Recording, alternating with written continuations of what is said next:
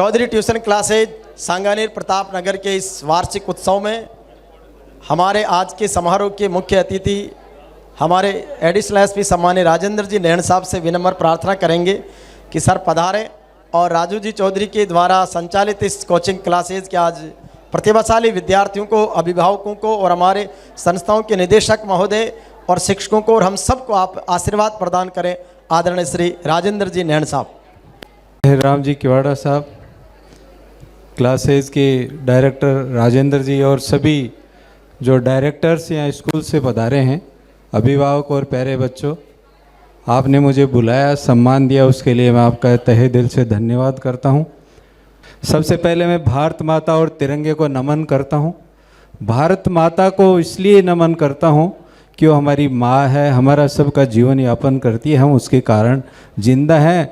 वो हमारा बिछोना भी है, हमारा संरक्षक भी, हमारी पालक भी है। और तिरंगा जो है वो हमारे देश की शान है, वो हमारे देश की इज्जत है, वो हमारे देश का एक सिंबल है। मेरा हमेशा प्रयास रहा है कि तिरंगा हमेशा सबसे ऊंचा रहे। आपने सुना भी होगा, तिरंगा ऊंचा रहे हमारा। तो देश के लिए इस पुलिस में आया था, ठेकेदारी करते करते करते करते एक जुनून था पुलिस में आने का, और उस जुनून को मैंने जिया है। मैंने केवल नौकरी करने के लिए पुलिस में नहीं आया था, इस वर्दी से मुझे लगाव था, प्यार था। आप प्लीज़ बच्चे थोड़ा सा ध्यान दे लें। अगर जिसको जीवन में कुछ सीखना है और आगे बढ़ना है तो 2-4 टिप्स दूंगा मैं कोई स्पीच देने नहीं आया हूँ, न मैं कोई चुनाव लड़ने के लिए आया हूँ। आप सोच रहे हो कि नेताजी घंटों भाषण देंगे, मेरे पास इतना टाइम भी नहीं होता है। सर ने मुझे बुलाया और बच्चों से मुझे लगा, इसलिए मैं आ गया। तो आप थोड़ा सा ध्यान दे लें। जिसको आगे बढ़ना है, जिसको कुछ करना है, वो तो मेरी बात को ध्यान से सुन लेना और अंदर डाल लेना। नहीं तो रोज़ भाषण सुनते हो यूट्यूब पे और इस पे फेसबुक पे आप देखते रहते हो, कोई असर नहीं होने वाला है। मदर फादर भी सुबह से शाम तक आपको टोकते हैं, टीचर्स भी आपको टोकते हैं। जिसने अपने माँ बाप की और गुरुजन की बात सुन ली, दिमाग में डाल ली, उसको ज़िंदगी में कहीं कोई दिक्कत आएगी नहीं। ये मेरा व्यक्तिगत अनुभव है। इसलिए मैं आपको 2-3 चीज़ें बताऊंगा मोटी मोटी, आप उसको थोड़ा गौर से सुन लें और लिख लें। घर जाके जिसने लिख लिया और याद कर लिया, समझ लो उसको ज़िंदगी में कभी कोई दिक्कत आएगी नहीं। अच्छा, कितने लोग खुश रहना चाहते हैं ये बताओ, हाथ खड़ा करें। कितने लोग खुश रहना चाहते हैं? कुछ नहीं रहना चाहते हैं, बाकी तो सब रहना चाहते हैं। आप नहीं रहना चाहते खुश? खुश रहना सभी चाहते हैं, मुस्कुराना सभी चाहते हैं और मुस्कुराते रहना चाहिए। और खुश रहना चाहते हैं तो खुश कब रहेंगे? जब आप दूसरे लोगों को खुशी देंगे। आप किसी को दोगे, वही आपके पास लौट के आएगा। इसलिए 3 चीज़ मैं बताता हूँ। 3 का आदर करना सीख लो आप। 3 पर्सनैलिटी, 3 व्यक्तित्व आपकी ज़िंदगी में, आपके ध्यान में ऐसे हैं, सिर्फ 3 का, ज़्यादा की ज़रूरत नहीं है, 3 का। सबसे पहले कौन है? आपके माँ और पिताजी। आपके गुरु भी हैं, आपके जन्मदाता भी हैं, आपके संरक्षक भी हैं और आपके पालक भी हैं। और 2 नंबर पे आते हैं आपके गुरुजन, जो किसी भी रूप में हो सकता है। जरूरी नहीं आपको टीचर जो क्लास में पढ़ाते हैं वही गुरु हो। आप चलते रास्ते किसी अगर भिखारी से भी कोई 2 शब्द सीख लिए, मैंने बदमाशों से सीखा है, मैंने बदमाशों से भी बहुत सारी अच्छी चीज़ें सीखी हैं। हर व्यक्ति में कोई न कोई क्वालिटी होती है। कोई व्यक्ति ऐसा धरती पे नहीं है जिसमें गुण और अवगुण दोनों नहीं हो। किसी में गुण ज़्यादा होते हैं, किसी में अवगुण ज़्यादा होते हैं। इसलिए सबसे पहले अपने माँ बाप की जिसने इज्जत नहीं की, माँ बाप का कहना जो नहीं मानते, माँ बाप को जो आदर नहीं दे सकते, वो जिंदगी में समझ लेना सफल किसी भी क्षेत्र में हो ही नहीं सकते। ये लिख लो, मैं चैलेंज करता हूँ इस बात को। और आप में से कोई हो कि मैंने तो मेरे माँ बाप को ज़िंदगी में ठोकर मारी है, गालियाँ दी हैं और मैं आज दुनिया का बहुत बड़ा आदमी हो, तो मुझे बता देना। कभी कोई नहीं मिलेगा धरती पर। दूसरा गुरुजन।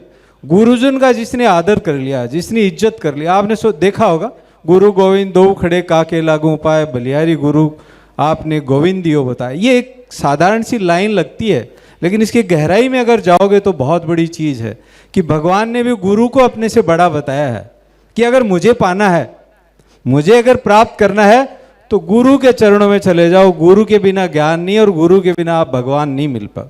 तीसरा, आपका कोई भी इष्ट मानते हो आप, मैं भी मानता हूँ, सभी किसी न किसी रूप में भगवान को, देवता को, किसी भी चीज़ को मानते हो, सब एक ही हैं। नाम अलग अलग हो सकते हैं, कोई कुछ नाम से बोलता है, कोई कुछ नाम नहीं, कि वो निरंकारी हैं। हमने किसी ने देखा भी नहीं है, माँ बाप को तो देखा है साक्षात, बहुत सारे लोग तो उनको भी नहीं मानते हैं, बहुत सारे लोग भगवान को भी नहीं मानते कि हमने देखा ही नहीं। आपने हवा को देखा कभी? हवा दिखती है कभी कि ये दो वो हवा जा रही है, उस घर में गई है, अब उस घर में जा रही है?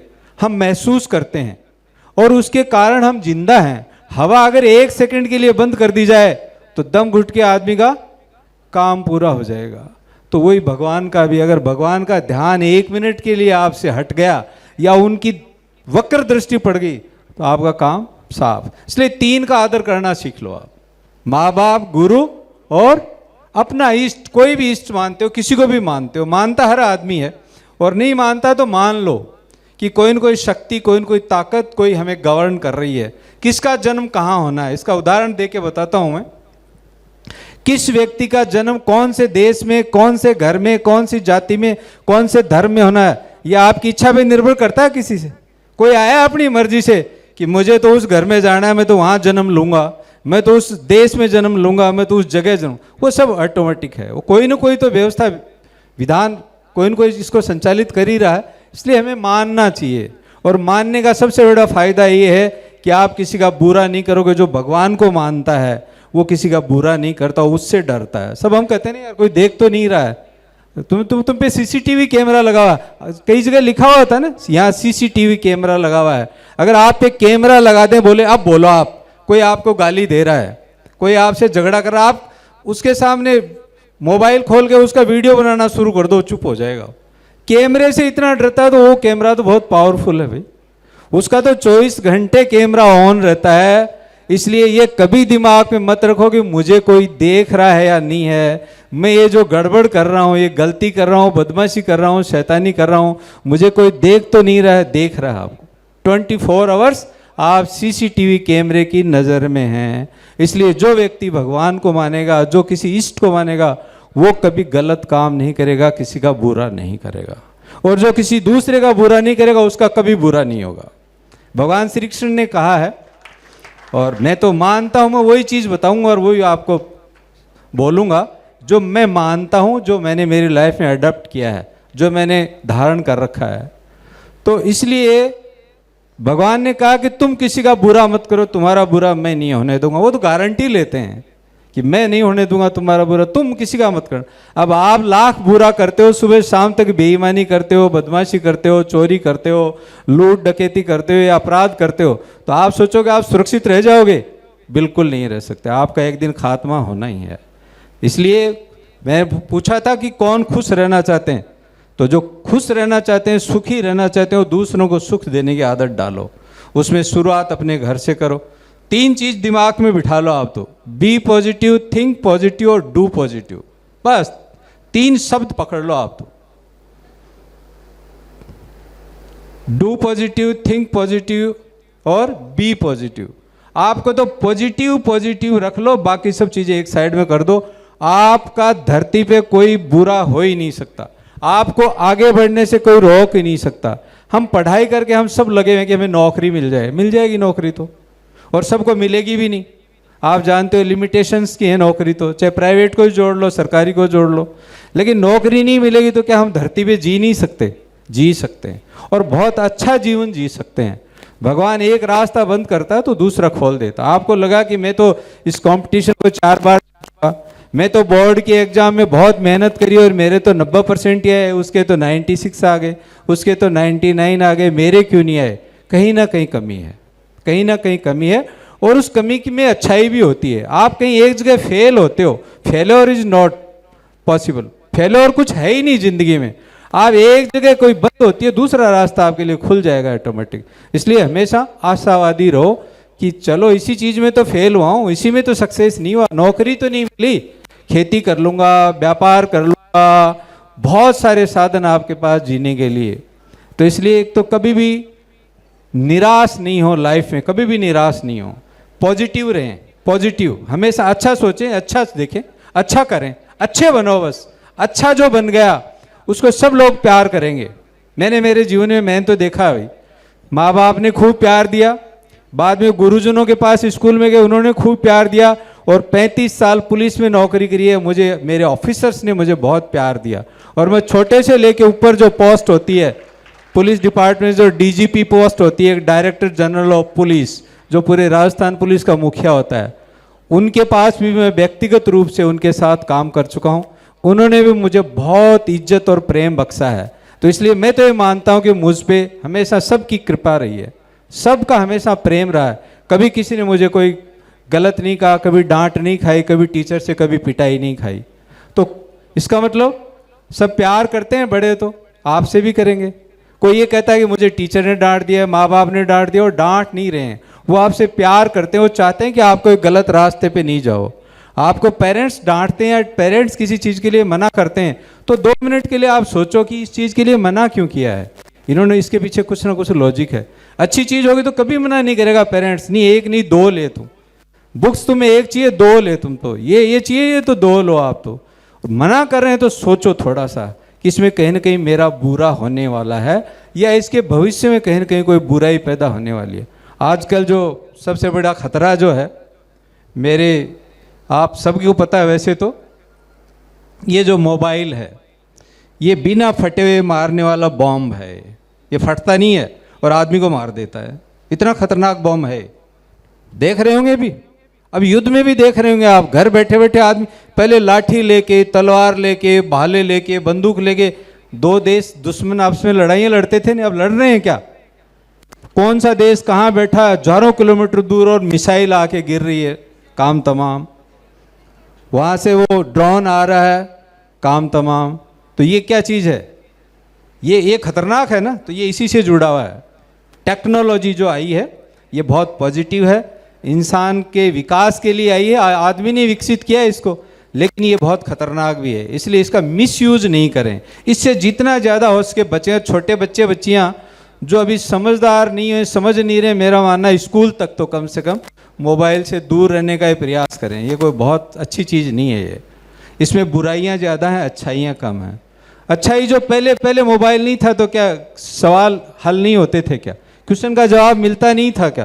पहले भी मिलता था, पेरेंट्स पढ़े लिखे थे वो बता देते थे, कोई बचता हो स्कूल में टीचर बता देते थे। अब कोई न तो टीचर से बात करता है न पेरेंट्स से बात करता है, सीधे गूगल बाबा से बात करते हैं। बाबा एक ही हो गया पूरी दुनिया में, गूगल बाबा हो गया ना। तो इसलिए मेरा बच्चों से स्पेशली और पेरेंट्स से भी ये निवेदन है कि आप बच्चों को इस बीमारी से कोशिश करें। आज इस चीज़ के इतने आदी हो चुके हैं हम कि आप सोच नहीं सकते कि हमारे बच्चों का भविष्य क्या होने वाला है। मैं बताता हूँ क्या होने वाला है, बहुत बुरा होने वाला है। आपको यही पता नहीं लगेगा कि सीजनल सब्जी कौन सी होती है, सीजनल फ्रूट्स कौन सा होता है, ये आदमी असली है या ये वाला असली है, ये किवाड़ा साहब ये हैं या ये हैं। 2 किवाड़ा साहब बना के खड़ा कर देगी एआई 2 मिनट में आपके सामने, आप कंफ्यूज हो जाओगे। इसलिए आगे आने वाले टाइम में तो यही नहीं पता लगेगा असली क्या है नकली क्या है। ये एआई जो आ रहा है ये बहुत डेंजरस चीज़ आ रही है। तो मैं तो खुद भी डरता हूँ, इसको बहुत कम यूज़ करता हूँ, मजबूरी है। मैं तो अगर मुझे छुट्टी मिल जाएगी, पेंशन हो जाएगी, तो मैं सबसे पहले इसको फेंकूँगा। ये बहुत डेंजरस चीज़ है। हमें घर से, परिवार से, सदस्यों से इसने इतना दूर कर दिया है कि हम घर में 4 मेंबर बैठे रहते हैं, चारों इस पे लगे हुए हैं, किसी से कोई मतलब नहीं किसी को कि कोई बीमार है, ठीक है, उदास है, एक चेहरा है। मैं तो टीचर से भी कहता हूँ कि जब स्कूल में बच्चे आते हैं, सुबह जब क्लास में आते हो तो आप एक बार सब बच्चों को एक बार फेस देख लो, आप कोई बच्चा उदास तो नहीं है, कोई बच्चा सीरियस तो नहीं है, तो आप उस बच्चे को जरूर पूछ लो, अकेले को बुला के पूछ लो कोई प्रॉब्लम है। बहुत सारी प्रॉब्लम बच्चों के जीवन में ऐसी होती हैं, बच्चियों बच्चों के, कि वो बता नहीं पाते हैं किसी को। किसको बताऊं मैं? प्रॉब्लम तो है मेरे जीवन में, ये बहुत बड़ी है उसके लिए तो, और वो मेरे लिए, पेरेंट्स के लिए बहुत छोटी सी है, लेकिन वो बता नहीं पाता। और उसी का अंजाम क्या होता है, कई बार बच्चे बच्चियाँ सुसाइड कर जाते हैं, गलत रास्ते भटक जाते हैं, किसी के चंगुल में फंस जाते हैं, ब्लैकमेलिंग में फंस जाते हैं। ये इतना खतरनाक चीज़ है। आपने वीडियो कॉल किया, वीडियो कॉल नहीं भी किया तो फेसबुक से आपकी फ़ोटो उठाई और एआई से आपका कुछ का कुछ ही बना दिया, किसी के साथ दोस्ती कर दिया आपके, किसी के साथ आपका वीडियो बना दिया, किसी के साथ आपकी पिक्चर बना दी और आपको व्हाट्सएप पे भेज दिया कि मेरे पास आपकी ये फ़ोटो है, आपका वीडियो है। आप घबरा जाओगे देखते ही, अरे ये तो मेरी है, आपकी नहीं है जबकि, लेकिन वो क्योंकि आप गए ही नहीं वहाँ, आप उस आदमी के साथ मिले ही नहीं, आपने ये गलत काम ऐसा कुछ किया ही नहीं, लेकिन आप एकदम से घबरा जाओगे और वो जो ही घबराए आप, उस आदमी ने आपको अपने कैप्चर कर लिया, आपको ट्रैप कर लिया, पकड़ लिया है। अब आपको जैसे नचाएगा, आप देख रहे हो इन दिनों में जो ठगी हो रही है कि आप यू आर डिजिटल अरेस्टेड, आप डिजिटल अरेस्ट हो। मैं सीबीआई से बोल रहा हूँ, मैं एनआईए से बोल रहा हूँ, मैं राजस्थान पुलिस से बोल रहा हूँ, मैं महाराष्ट्र पुलिस से बोल रहा हूँ, बहुत भयंकर ठगी चल रही है। वो कुछ नहीं है, वो आप जो ही घबराए उसने आपको पकड़ लिया। आप सोचे यार पुलिस आ गई, पुलिस ऐसे आती है क्या? पुलिस आएगी तो एफआईआर दर्ज होती है, इन्वेस्टिगेशन करने आपके घर आएगी, नक्शा मौका बनता है, बयान लिखेंगे, फिर आपकी अरेस्ट होती है। ऐसी कोई अरेस्ट नहीं होती है कि आपको फ़ोन पे कह दिया यू आर अंडर अरेस्ट, अब आप किसी से बात नहीं करोगे, मेरे अलावा आप मोबाइल से किसी से बात नहीं करोगे, मोबाइल को ऑफ नहीं करोगे। ये बहुत भयंकर ठगी चल रही है इस टाइम, इसका आप सब लोग ध्यान रखें थोड़ा सा। तो आप बच्ची के पास आ गया, मान लो किसी लेडीज़ के पास कोई ऐसा वीडियो आ गया, तो आप डरे नहीं, घबराएं नहीं। आप तुरंत अपने पेरेंट्स को, अपने टीचर को, अपने जो भी जिस पे आप भरोसा करते हो, जो आपके जिस पे कॉन्फिडेंस, उसको तुरंत बता दो, तो आप उस बीमारी से बच जाओगे। अगर आपने अंदर ही रख लिया उसको और उस आदमी ने अगर आपको कैप्चर कर लिया तो आपका जीवन बर्बाद कर देगा, वो आपको लूट लेगा, आपको इस स्टेज पे पहुंचा देगा कि आपको हो सकता है सुसाइड करना पड़ जाए। इसलिए डरना नहीं है, कोई ताकतवर नहीं है इसमें, सब आदमी एक जैसे ही हैं। कोई कहे कि मैं बहुत बड़ा ताकतवर हूँ, हमने बड़े बड़े गुंडों को देखा है, एक छोटे से आदमी ने निपटा दिया 2 मिनट में, पता लगाया तो बहुत बड़ा गुंडा था, इससे तो दुनिया डरती थी, अरे उसको तो उसी ने निपटा दिया। तो इसलिए बड़ा कुछ नहीं है, खतरनाक कुछ नहीं है, हमारे मन में डर है। हम मान लेते हैं कि ये इलाके का बहुत बड़ा गुंडा है तो वो गुंडा हो गया, हम कहते हैं किस बात का, भाई आजा, तो कुछ नहीं है वो, नथिंग। इसलिए आपको डरना नहीं है। एक तो मन में डर कब पैदा होता है?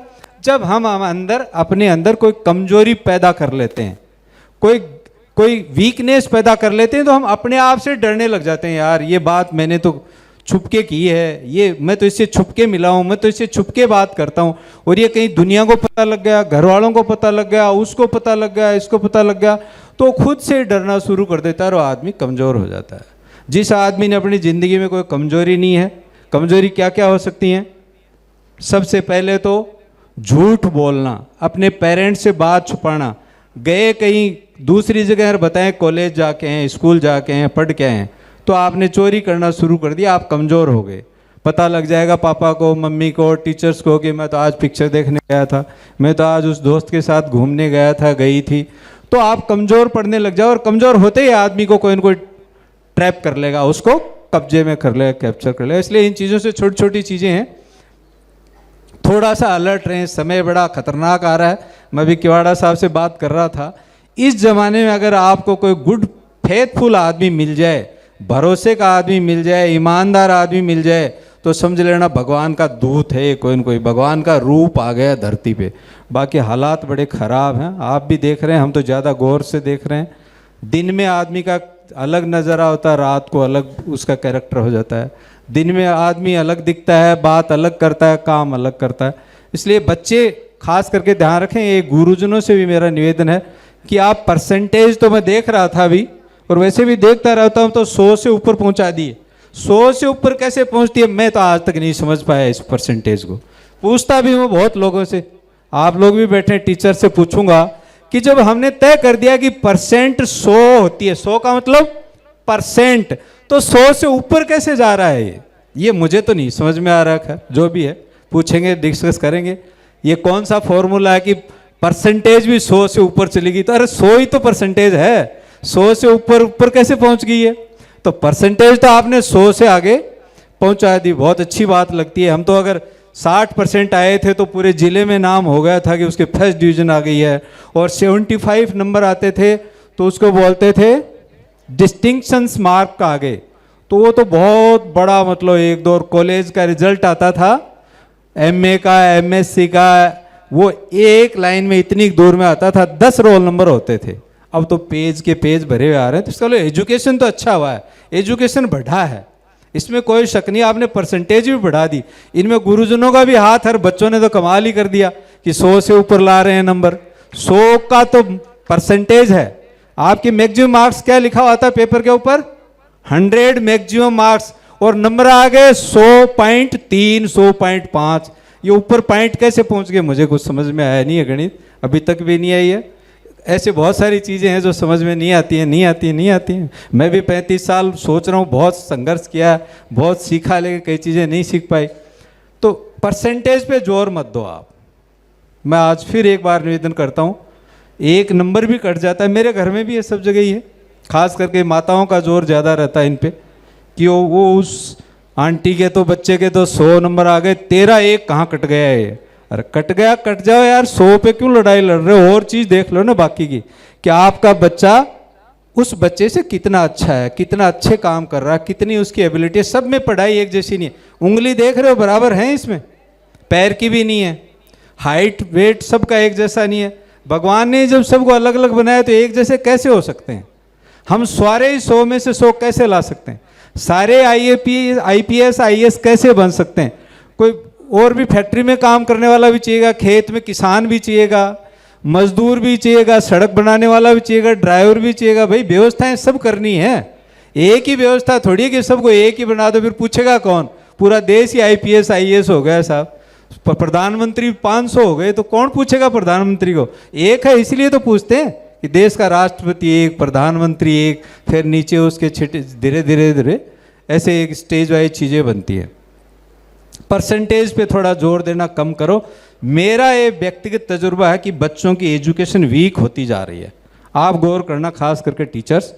एक तो मेरे बेटे की कॉपी आती थी, अब तो बड़े हो गए, लेकिन मैं उनकी कॉपी देखता था तो उनमें राइटिंग मिस्टेक बहुत ज़्यादा हो रही हैं, बहुत ज़्यादा होती हैं। मैथ्स बहुत वीक हो गया है, वो हर चीज़ में कैलकुलेटर कंप्यूटर निकालते हैं, छोटी सी गिनती करनी हो इसको निकालते हैं, इस पे गुणा भाग करते हैं। तो ये टिप्स पे होना चाहिए।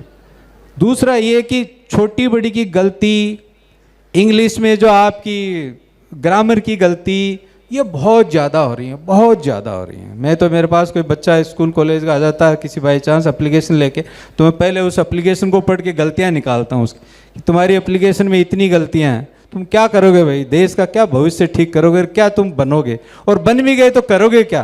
तुम्हारा तो ज्ञान ही अधूरा है। तुम्हें तो कैखे गए गड़े जो हैं वो ही पूरे नहीं आ रहे हैं। तुम्हें तो गिनती 100 की पूरी नहीं आ रही। अंग्रेजी की पूछ लो तो हिंदी की नहीं आती, हिंदी की पूछ लो तो अंग्रेजी की नहीं आती। तो इस चक्कर को थोड़ा कम करो। बेसिक नॉलेज या बेसिक जो एजुकेशन है ना, वो हमारे देश का बहुत वीक होता जा रहा है। ये मैं कई बार देखता रहता हूँ। अब मैं बोल नहीं सकता खुले स्टेज पे, बोलना शुरू भी करूँगा जितना बोल सकता हूँ अब थोड़ा से दिनों बाद, जब मैं पूरा रिटायर हो गया घर आ जाऊँगा।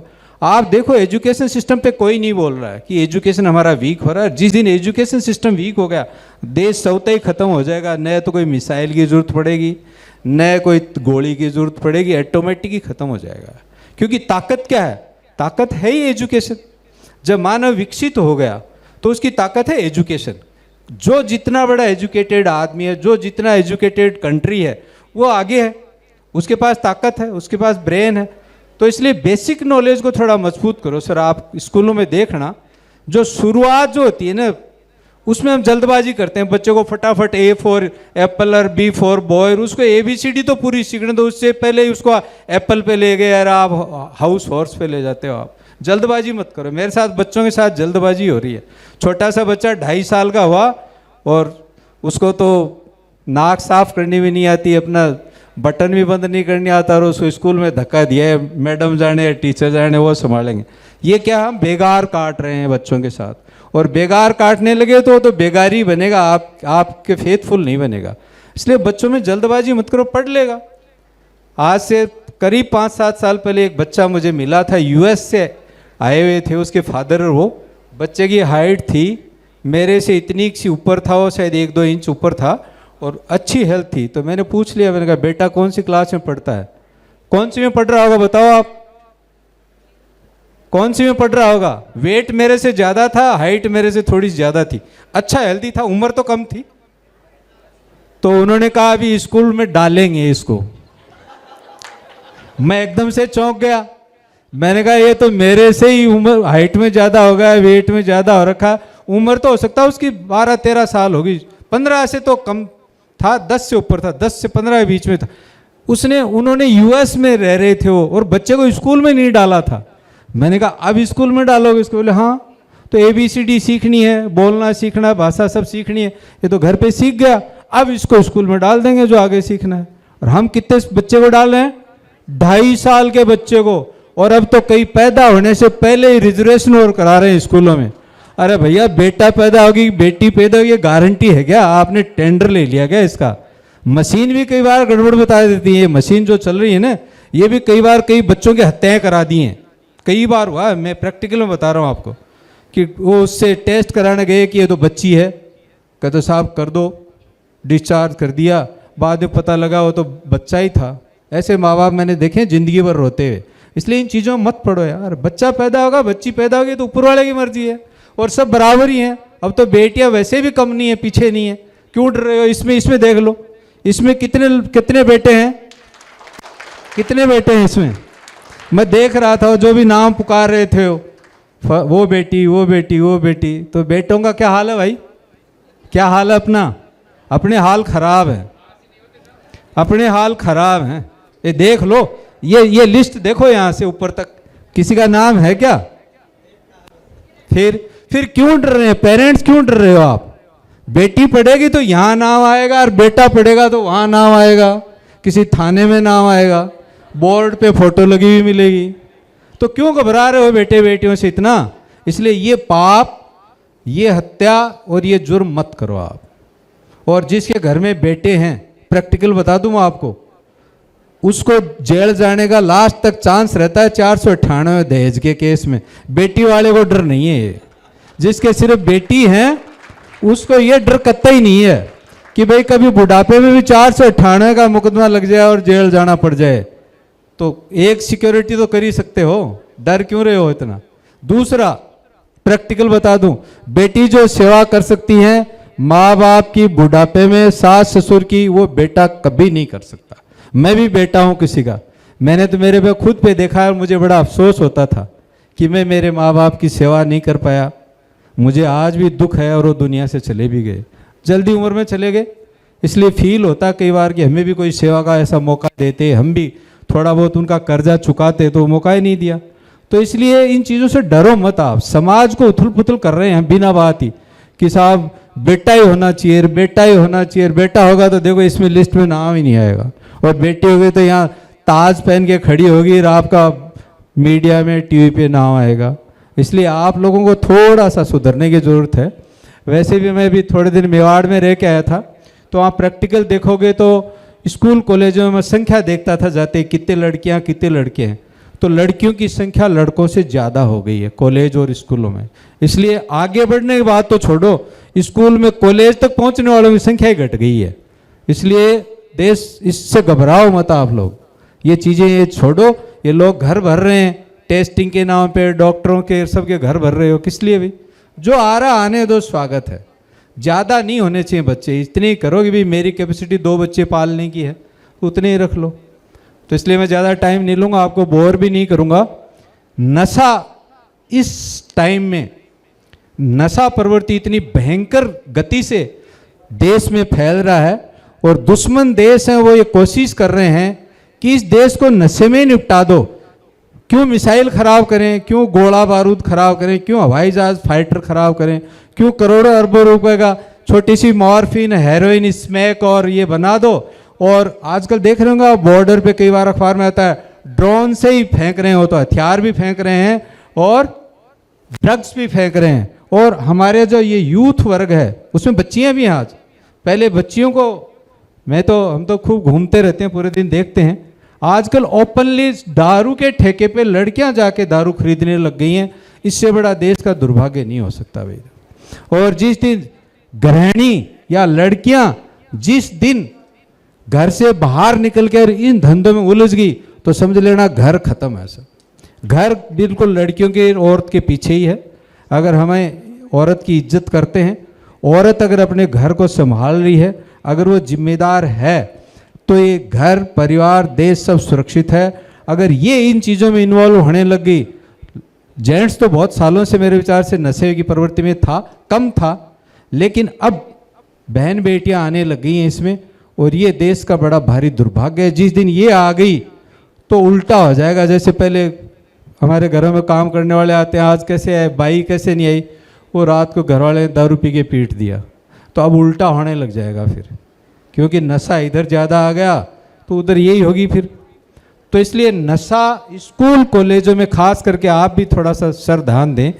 स्कूल कॉलेज, यहाँ की बड़ी बड़ी यूनिवर्सिटी में बता दूँ आपको, वहाँ ड्रग्स का इतना ज़्यादा प्रचलन हो गया है, इतना ज़्यादा एमडी ड्रग्स आप देख रहे हो इन दिनों खूब पकड़ी गई हैं, टेबलेट आती है नशे की, तो वो दिखती भी नहीं है, पता भी नहीं लगता, कहीं भी ड्रग्स ले लो, जेब में डालो एक गिटकी और चलो हो गया पूरे दिन। बच्चा आपको लगता है कि ये तो सैंग बैंग हो रहा है या कुछ बोल नहीं रहा, कुछ कह नहीं रहा, तो उसको गौर से देख लेना, और कहीं ना कहीं नशे की प्रवृत्ति में पड़ सकता है। और जो नशे में पड़ गया वो फिर किसी का ही नहीं है, किसी काम का ही नहीं है, वो खुद का भी नहीं रहेगा, वो खुद पे बोझ बन जाएगा, अपराधी हो जाएगा और कुछ भी कर जाएगा वो।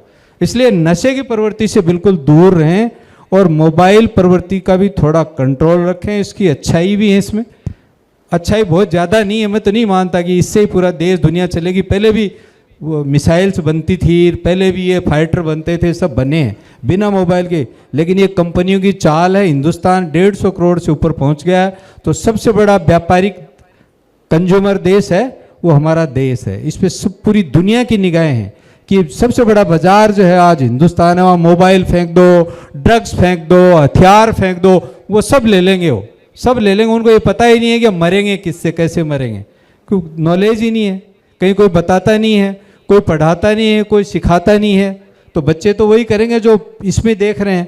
तो इसमें तो गलत गलत चीज़ें ज़्यादा हैं, इसलिए इनसे बचो। आप तीन व्यक्तियों का आदर करना सीख लो, 3 चीज़ जीवन में पकड़ लो, मैं गारंटी से कहता हूँ वो ज़िंदगी में कभी असफल होगा ही नहीं। चाहे वो IAS IPS नहीं बने, डॉक्टर इंजीनियर नहीं बने, कोई ज़रूरी नहीं हो बने तो ही वो कोई बड़ा आदमी बन गया, व्यापारी भी बन सकता है, किसान भी बहुत बड़ा आदमी होता है, आज इतनी दुनिया को खाना खिलाता है, पेट पालता है सबका। और व्यापारी भी एक छोटी सी दुकान है, वो भी पूरे मोहल्ले को चलाता है, मोची जूते बनाता है, टेलर कपड़े सिलता है। अगर ये इनमें से एक चीज़ को भी निकाल दें, किसी भी चीज़ को, तो आप मानते हो समाज अच्छी तरह चल पड़ेगा? नहीं चलेगा। कारपेंटर की जगह कारपेंटर की जरूरत पड़ेगी, मैकेनिक की जगह मैकेनिक की जरूरत पड़ेगी, मोची की जगह मोची की जरूरत पड़ेगी, तो ये सब चीज़ जरूरत पड़ेगी। आप में अगर कैलिबर है तो आप उस क्षेत्र में अच्छे चले जाओगे। मेरे दोस्त का बेटा है, RPS ऑफिसर है, और वो धोबी का काम कर रहा है, ड्राई क्लीन की दुकान करी। मुझे बड़ा अजीब सा लगा, बेटा क्या कर रहा है? ड्राई क्लीनर का काम कर रहा है। मैंने कहा यार ये क्या हुआ? फिर मैंने कहा मैं देख के आऊँगा, मिल के आऊँगा। तो उसने बहुत शानदार शोरूम बना रखा है, मशीनें लगा रखी हैं, कपड़े धोता है, दुनिया के मैनेजमेंट है उसके पास, कमा के खा रहा है अच्छा पैसा।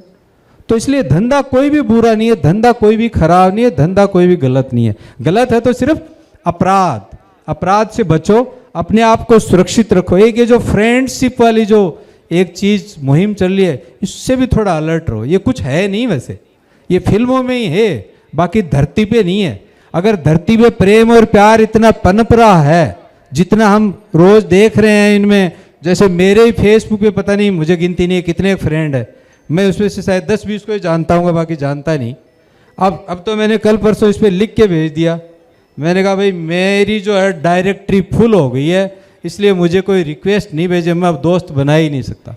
मैं जानता भी नहीं हूँ कौन कहाँ का है, उसने रिक्वेस्ट भेजी, मैंने यस एक्सेप्ट कर दी। उसने भी देखा वर्दी में है, पुलिस ऑफिसर है, कोई अच्छे दोस्त बन गए। भाई मैं जानता ही नहीं, हालांकि मैं तो पूछता हूँ, कोई रिक्वेस्ट आती है तो पूछता हूँ कि आप कौन हो, कहाँ के हो, क्या करते हो भाई, तो मैं आगे बढ़ूंगा, नहीं तो मैं तो एक्सेप्ट नहीं करूँगा।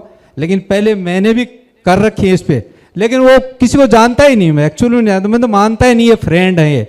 ये एक फालतू की लिस्ट में नाम है जो कई बार उल्टे सीधे मैसेज पटकते रहते हैं, और ठाला हो आदमी, खाली हो तो टाइम पास कर लेता है, काम हो उसको तो ये याद भी नहीं आता।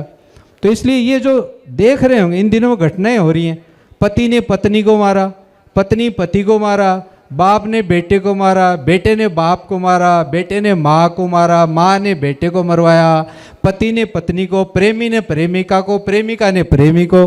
तो क्या प्यार बचा है क्या कहीं? मुझे तो नहीं लग रहा है, मुझे तो लग रहा है सारा मामला दिखावे में बचा, कुछ है नहीं। इसलिए इससे भी थोड़ा सा सावधान रहने की ज़रूरत है। बहुत सोच समझ के इसमें आप कदम बढ़ाएं, नहीं आप ब्लैकमेलिंग में आ जाएंगे, आप किसी के एक्सटॉर्शन में आ जाएंगे, आप किसी के कब्जे में आ जाएंगे। इसलिए सुरक्षित रहें, स्वस्थ रहें और खूब पानी पिएं, रोटी भी कम खा लो चल जाएगा काम, पानी खूब पिएं। स्वास्थ्य आपका बिल्कुल अच्छा रहेगा, बिना पानी तो फिर भी खराब हो जाएगा। हवा और पानी दो जिंदा रहने के लिए ज़रूरत है। हमेशा खुश रहें, हंसते रहें, मुस्कुराते रहें।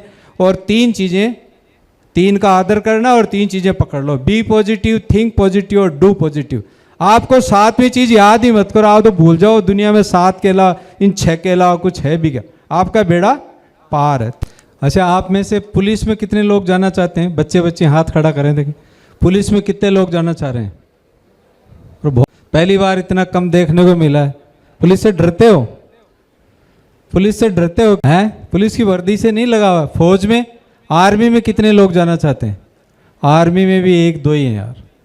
चलो खैर, जो भी है, मेरी एक्सपीरियंस ये रहा कि ज़्यादातर बच्चे बच्चे हाथ खड़ा करते हैं। अब मैं आपको पुलिस के बारे में थोड़ा सा बता दूं। जैसा आप पुलिस पिक्चरों में देखते हो, जैसे अखबार में एक कटिंग आती है कई बार या छापते हैं, वैसी पुलिस नहीं होती है। प्रैक्टिकल में पुलिस अलग होती है और ये जो फिल्मों वाली पुलिस है ये अलग होती है। आज तक मैंने भी शायद कोई पिक्चर, एक आदि कोई अपवाद हो तो जिसमें पुलिस को हीरो बताया गया हो और पुलिस का अच्छा काम दिखाया गया, ऐसी बाई चांस ही कोई मूवी बनी है। बाकी ज़्यादातर में खलनायक का रोल पुलिस को दे देते हैं। अगर इतना बुरा डिपार्टमेंट होता है, इतनी खराब पुलिस होती, तो शायद पुलिस डिपार्टमेंट को अब तक बंद कर चुकी होती सरकार। क्यों? जो इतना खराब है, जो किसी काम का ही नहीं है, नुकसान के अलावा कुछ देता ही नहीं है, तो उस डिपार्टमेंट का क्या करेंगे बना के? उसको बंद कर देंगे। लेकिन बंद नहीं हो रहा है। थाने आप देख रहे होंगे ज़्यादा से ज़्यादा खुलते जा रहे हैं, संख्या पुलिस की ज़्यादा से ज़्यादा बढ़ती जा रही है और लोग डिमांड भी करते हैं कि पुलिस की संख्या बढ़ाओ, पुलिस की संख्या बहुत कम है, बहुत कम है। इसका मतलब ज़रूरत तो है। एक्चुअल में पुलिस से अच्छा महकमा कोई है ही नहीं। मैं बता दूं आपको कैसे है। पुलिस के पीछे पूरे देश की जो इंटरनल व्यवस्था चलती है। आज देश में अगर सीमा पे बीएसएफ नहीं हो, अगर आर्मी नहीं हो, तो क्या आप सोचते हो कि जो टेररिस्ट दो दो चार चार आते हैं, दो दो चार चार ही आए, ये पूरी भीड़ की भीड़ आकर गांव को, जैसे पहले नहीं आते थे, आए और लुटेरे लूट के पूरे देश को चले गए, वैसे ही पड़ोसी देशों से लुटेरे आए और लूट पाट करके शाम तक देश को तबाह कर जाएं। लेकिन डरते किससे हैं? आर्मी से और बीएसएफ से। वो हमारी सीमाओं को प्रोटेक्ट करते हैं, वो हमारी सीमाओं को सुरक्षित रखे हुए हैं, जिसके कारण हम घरों में सुख की नींद सोते हैं कि वे हम बॉर्डर पे हमारा फौजी खड़ा है, वहाँ पे हमारा फौजी खड़ा है। रात को मेरा बहुत बार अनुभव हुआ है, अकेली बहन बेटियाँ अकेली जा रही हैं, बसों में जा रही हैं, ट्रेन में जा रही हैं, सफ़र कर रही हैं, किसके भरोसे जा रहे हैं? उसके साथ माँ बाप तो है ही नहीं, पुलिस के भरोसे। उनको पता है। अच्छा, बदमाश किससे डरता है? वो सिर्फ पुलिस से ही डरता है। बाकी एक बदमाश अगर पिस्टल लेके गांव में आ जाए, एक पिस्टल लेके गांव में आ जाए और वो कह दे कि गांव वाले कोई बाहर निकल के दिखाओ, तो है किसी की हिम्मत बाहर निकल जाए? कोई कहीं नहीं है, क्योंकि डरेंगे और वो गोली भी ठोक देगा। उसको क्या परमिशन लेनी है? आ गया सामने ठोक जाएगा, तो इसलिए डरते हैं। पुलिस आएगी।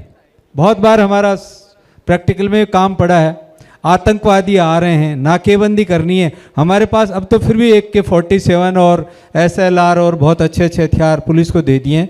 पहले होता ही नहीं था। एक 303 राइफल होती थी। हम कई बार तो बिना राइफल डंडा लेके नाकेबंदी करने पहुंच जाते थे। और आ कौन रहा है? आतंकवादी आ रहे हैं जिनके पास AK-47 है। क्या हम उसका सामना कर लेंगे?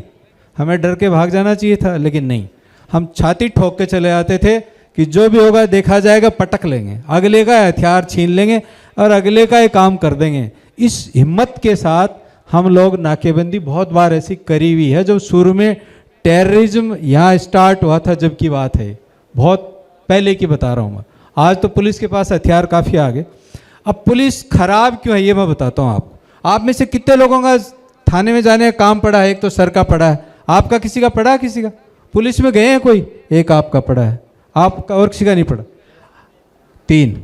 इतने लोगों में से सिर्फ 3 आदमियों को पुलिस को देखने का, समझने का काम पड़ा है। बाकी पुलिस के प्रति जो नेगेटिव इमेज बनाते हैं वो किससे बनाते हैं? पिक्चरों से, सुनी सुनाई बातों से। और जैसे ट्रैफिक पुलिस हमारी खड़ी होती है रोड पे, इनका काम एक्चुअल में, मेरा अगर व्यक्तिगत कोई माने सुझाव, तो मैं कहता हूँ ट्रैफिक पुलिस को बंद कर देना चाहिए। कैमरे लगा दो, आप सीसीटीवी कैमराज लगा दो, लेकिन इतना डिसिप्लिन अभी आया नहीं है। विदेशों में आप जाओगे, खास करके अपना पड़ोसी देश दुबई में, अरब कंट्री में अगर आप जाओगे तो वहाँ आपको रोड पे पुलिस नज़र नहीं आएगी। वहाँ कौन नज़र आ रहा है? जगह जगह कैमरे लगे हुए हैं। जो ही आपने वायलेशन किया ट्रैफिक रूल्स का, आपके पास फट कंट्रोल रूम की गाड़ी आपको आगे जाकर इंटरसेप्ट कर लेगी कि आप मिस्टर ये लेन तोड़ के आए हो, आप ओवर स्पीड में आए हो, रोका और उसका वहीं इलाज। लेकिन वहाँ फ़ोन सिस्टम नहीं है कि एमएलए साहब से बात कर लो, प्रधान जी से बात कर लो, पार्षद जी से बात कर लो, एडिशनल साहब से बात कर लो। वो सिस्टम वहाँ नहीं है। वहाँ के जो राजा हैं, शेख जिसको बोलते हैं, मैं प्रैक्टिकल बता रहा हूँ, उनके पास में अगर पुलिस की कोई कंप्लेंट लेके जाता है कि साहब पुलिस में एक केस हो गया और आप हमारी मदद करो, तो कहते हैं कि नो सॉरी, पुलिस का काम पुलिस करेगी, हमारा काम नहीं है। लेकिन यहाँ तो उल्टा काम है। इसलिए यहाँ डिस्टर्बेंस बहुत ज़्यादा है। प्रैक्टिकल में अगर आप देखोगे, मैंने तो झेला है, 35 साल बहुत लंबा होता है भाई, एक युग है। लेकिन काम करने का तरीका, मैं पुलिस की जो एक्चुअल स्थिति बताता हूँ, प्रेशर में आके घबरा रहे हैं। हमने कभी प्रेशर नहीं माना, हमने कभी सिफारिश के लिए किसी के पास गए नहीं, तो डरे ही नहीं कभी। डर किस बात का? नौकरी तो गवर्नमेंट दे रही है, आप सब लोग दे रहे हो टैक्स उससे। कोई नेताजी तो घर से तनख्वाह दे नहीं रहे, कोई एमएलए साहब एमपी साहब तो घर से कोई तनख्वाह भेज नहीं रहे, तो उनका गलत फ़ोन हम क्यों सुने, उनकी गलत सिफारिश हम क्यों माने? मैं तो सॉरी बोल देता था, मुझे तो कभी कोई जोर आया ही नहीं ऐसा, सॉरी सर नहीं हो सकता, इट्स रॉन्ग, कुछ नहीं हुआ। लेकिन जो मानने लगा उसके ऊपर चढ़ जाते हैं और उससे 50 काम गलत करा लेते होंगे। इसलिए इमेज जो गिरने का कारण है वो ये है। दूसरा बात ये है कि अगर आपका कभी काम पड़े ना पुलिस में, तो डरे नहीं, डरने की ज़रूरत नहीं है। ये जो कह रहे थे ना कि साहब वो सबसे एक जैसी बात करते हैं, वो कारण क्या होता है कि वहाँ अच्छे लोग तो आते हैं बहुत कम, वहाँ क्रिमिनल्स ज़्यादा आते हैं, तो उनको एक ही लाठी से हाँकने की आदत पड़ जाती है। ये गलत प्रैक्टिस थोड़ी सी पुलिस में वीकनेस है, जो मैंने सीखा है, देखा है, पहचान की है। उनको इसमें फ़र्क करना चाहिए कि ये व्यक्ति पढ़ा लिखा है, ये व्यक्ति शरीफ है, ये व्यक्ति कंप्लेनेंट है, तो इससे तो कम से कम बच्चे की तरह, घर की तरह, अपनी बहन बेटियों के बात करते हैं, उनके साथ करते हैं वैसे बात करें। ये बच्चे छोटे हैं, हम अपने बच्चों के साथ बात करें, वैसे बात करें, तो पुलिस में एकदम से आपको नया निखार, अलग चीज़ नज़र आ जाएगी। एक कमजोरी तो जो मुझे लगी वो मैं आपको प्रैक्टिकली बता रहा हूँ, ये है कि वो एक ही लाठी से हाँकने का प्रयास करने लग जाते हैं, वहाँ गड़बड़ हो रही है। इसलिए कोई जाता भी है, उसको थोड़ी सी भी डांट मार दी तो अरे यार पुलिस वाले तो बदमाश हैं, तो बेकार हैं, इनको तो बोलना ही नहीं आता है, तो गाली गलौज करते हैं। मैंने भी खूब स्ट्रिक्ट पुलिस ऑफिसर रहा हूँ, मेरे इलाके में जहाँ भी रहा हूँ, आज भी जहाँ जहाँ रहा हूँ, कहीं अगर कहीं मौका मिले तो आपको कोई न कोई कभी मिल जाएगा तो बता देगा। लेकिन मेरे मुंह से कभी भी लूज टॉक्स मैंने कभी नहीं किए, मैंने कभी किसी को गाली गलौज नहीं किया। इलाज करना तो उसका तरीके से किया, तरतीब से किया, वो पक्का किया, जोरदार वाला क्या कि ज़िंदगी में याद रखेगा।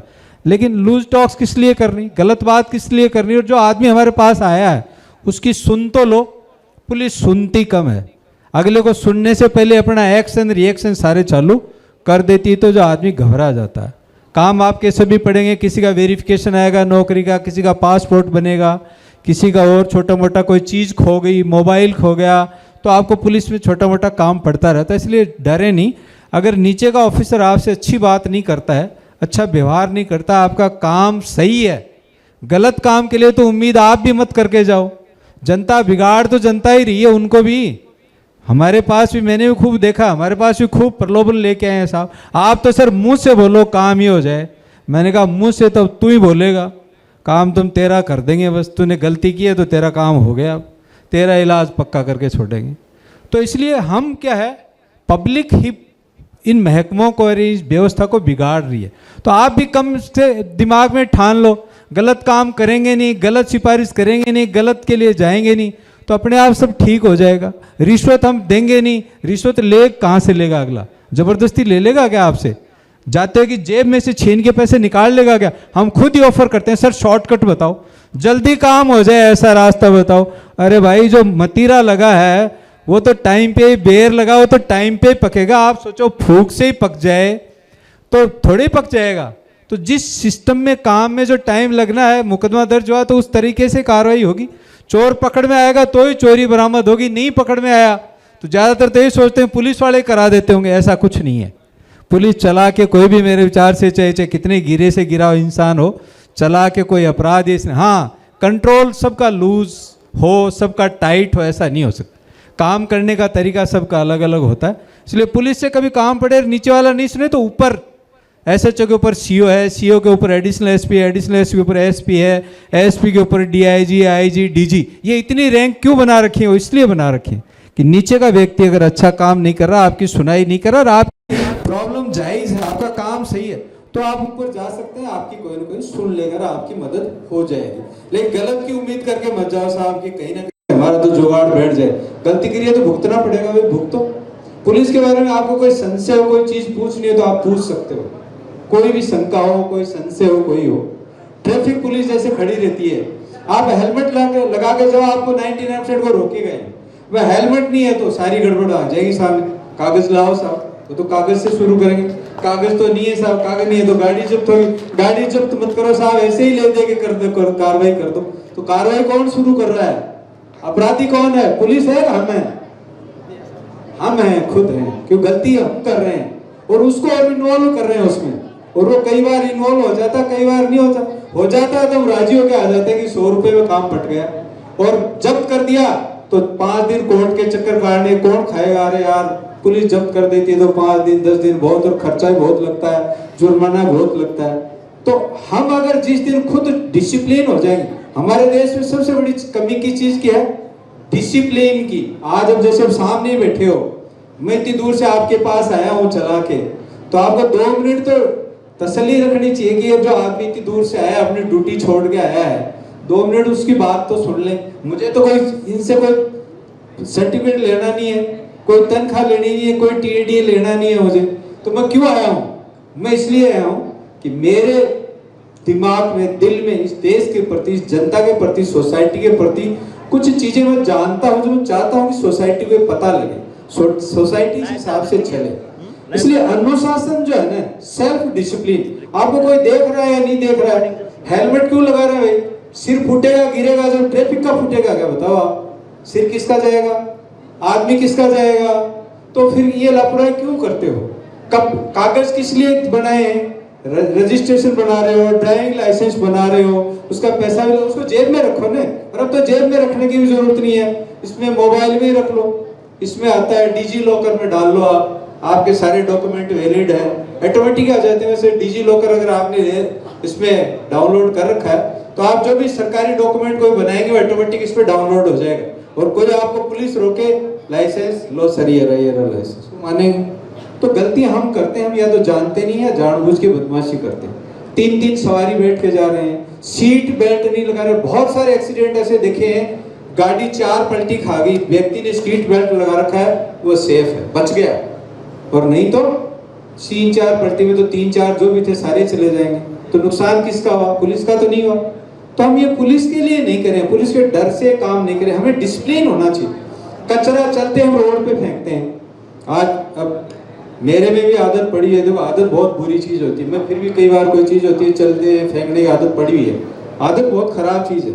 लेकिन मेरे जो बेटे हैं, मेरे दो बेटे ही हैं, वो इस बात का बहुत ध्यान रखते हैं कि जो कोई कचरे की चीज आई या कोई कुछ खाया पिया, पापा इधर दे दो, पॉकेट में, उसमें साइड पॉकेट में आपके पास। जब उतरेंगे कहीं ना कहीं, या तो घर पे आके डस्टबिन में डालेंगे या कहीं कोई डस्टबिन मिलेगा तो उसमें डालेंगे। तो ऐसी आदतें शुरू से बच्चों में पैदा कर दो ना, बच्चों में डिसिप्लिन आ जाए। ये देश हमारा है, इसकी सुंदरता हमारी है, ये प्रॉपर्टी हमारी है। हम कहीं भी हड़ताल करते हैं, कोई छोटी मोटी बात हो जाए, एक्सीडेंट हो गया, पुलिस लेट होगी तो तोड़ फोड़ चालू। किसको फोड़ रहे हो? किसकी गाड़ी तोड़ रहे हो? किसका मकान तोड़ रहे हो? किसकी बस चला रहे हो? किसकी प्रॉपर्टी है वो हमारी है। तो पुलिस की तो नहीं है, पुलिस की कोई पर्सनल गाड़ी नहीं, पुलिस की जीप भी जला दी आपने, तो पुलिस की जीप नहीं है वो आपने अपनी जीप जला दी। सरकार और दे देगी पुलिस को? तो एक घर में 4 बेटे हैं, 4 बेटियां, सब एक जैसे हैं क्या? नहीं है। तो वहां भी वैसे ही, हम में से तो वहां गए।